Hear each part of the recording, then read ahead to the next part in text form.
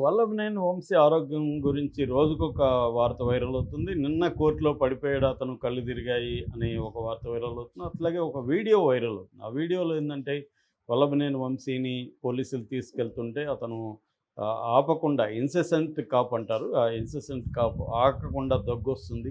ఆ పోలీస్ అతను కూడా భయపడుతున్న విజువల్స్ పెట్టారు. చూడండి పోలీస్ రియాక్షన్ ఎలా ఉందో చూడండి అని కూడా పెట్టారు. అది కూడా వైరల్ అవుతుంది. అంటే వంశీకి కొంత తీవ్రమైన హెల్త్ ఇష్యూస్ అయితే ఉన్నాయి.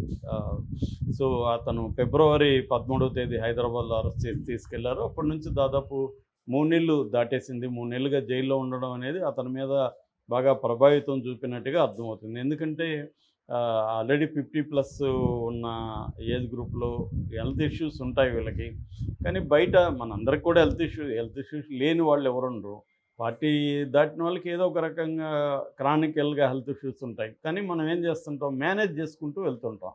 అంటే తగిన proper food, proper medicine, rest, ఒక మంచి అట్మాస్ఫియరు, వాటరు, ఇవన్నీ జాగ్రత్తలు తీసుకొని మనం ఏదైనా అవసరమైతే హాస్పిటల్‌కెళ్ళి రావడం, ఇవన్నీ చూసుకుంటూ వెళ్తుంటాం. సో, ఎప్పుడైతే జైలు పరిస్థితి ఏంటి, ఇతను జైల్లో సింగిల్‌గా పెట్టారు. అతనికి ప్రాపర్ ఫుడ్ ఉండదు. అక్కడ భయంకరమైన వేడి, సమ్మర్ విజయవాడ డిస్ట్రిక్ట్ జైల్లో ఎలా ఉంటుందో మనం ఊహించుకోవచ్చు. ఫ్యాన్ ఏదో తిరిగినట్టుగా ఉంటుంది కానీ గాలి రాదు. ఇటువంటి ఒక కండిషన్స్, దోమలుంటాయి, సరిగ్గా నిద్ర పట్టదు. వాటర్ అక్కడ ఉండే వాటర్ తాగాలి. ఆ వాటర్ ఎలా ఉంటుందో ఎవడికి తెలీదు. ఆ ఫుడ్ ఎలా ఉంటుందో చెప్పలేము. సో, ఇటువంటి ఒక కాంటెక్స్ట్‌లో అతనికి ఈ జబ్బులు ఆహ్, ఎక్కువైనాయి. ఆల్రెడీ అతనికి ఆస్మా ఉంది. ఆహ్, ఇతర ఊపిరి సమస్య, అంటే లంగ్స్‌కి ఆస్మా అంటేనే ఊపిరితిత్తుల మీద ఎఫెక్ట్ అవుతుంది. తర్వాత ఇంకొన్ని బ్యాక్ పెయిన్ చాలా సివియర్‌గా ఉంది. అతను కింద పడుకోవాల్సిన పరిస్థితి.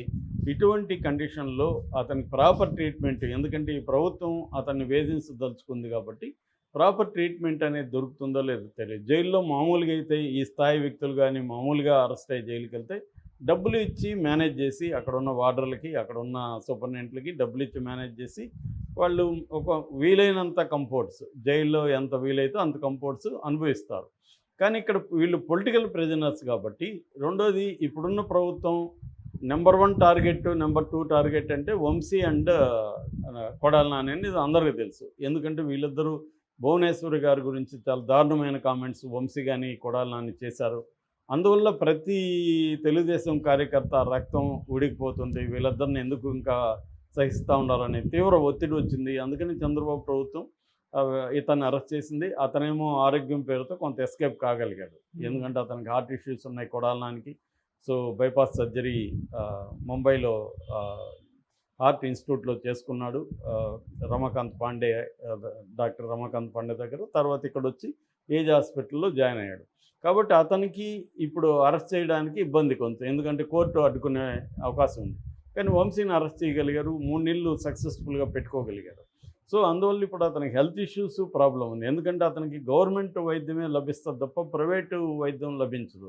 నేను ఇక్కడ చాలా సార్లు చెప్తుంటాను, చంద్రబాబుకి, జగన్‌కి ఉన్న తేడా.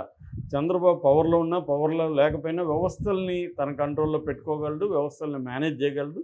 దానికి తగినట్టుగా తన మనుషుల్ని కాపాడుకోవడంలో చంద్రబాబు చాలా అగ్రెసివ్‌గా ఉంటాడు. కానీ జగన్ను వ్యవస్థల మీద పట్టు లేదు తనకి. ఆహ్, దానివల్ల ఇప్పుడు లాయర్‌లను కూడా టాప్ లాయర్‌లను పెట్టడం అనేది కూడా జగన్ చేయట్లేదు. మహా అంటే మనకు ఉండేదో ఎవరు లాయర్‌లు అక్కడ? ఆయన పేరేదో మర్చిపోయినాను. పొన్నవల్ పొన్నవల్ సుధాకర్ రెడ్డి వీళ్ళకి మహా లాయరు. అవతల చంద్రబాబు